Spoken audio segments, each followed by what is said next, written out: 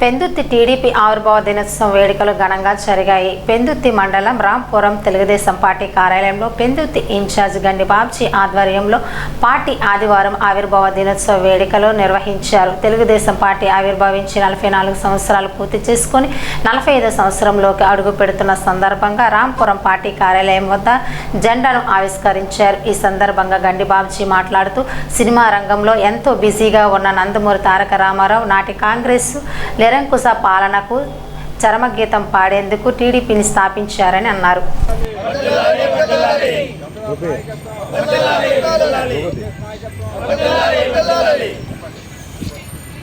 ఈ 44 సంవత్సరాల్లో తెలుగుదేశం పార్టీ ఎన్నో ఒడిదుడుకులను తట్టుకొని ఈవేళ బ్రహ్మాండంగా రాష్ట్రంలో తెలుగు ప్రజలకు ఇచ్చే గౌరవాన్ని కాపాడుతూ ప్రపంచం మొత్తం మీద ఈ తెలుగు ప్రజల్ని పాలించే అధికారాన్ని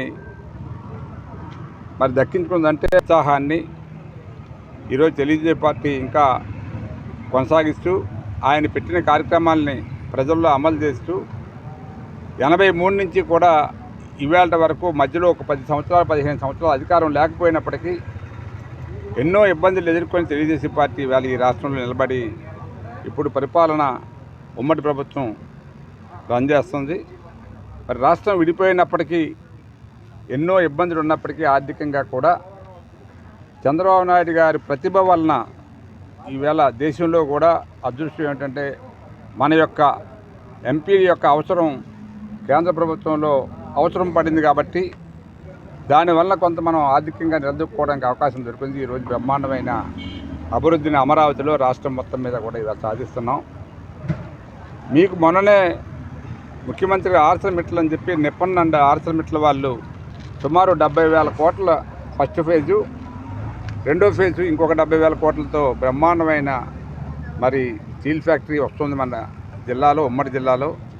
ఇక రాష్ట్రంలో అనేక చోట్ల పరిశ్రమలు ఏర్పాటు చేస్తూ ఉన్నారు. అట్లాగే నీటిపారుదల ప్రాజెక్టులు కూడా బ్రహ్మాండంగా ఈవేళ పోలవరం కూడా 70% పూర్తయింది.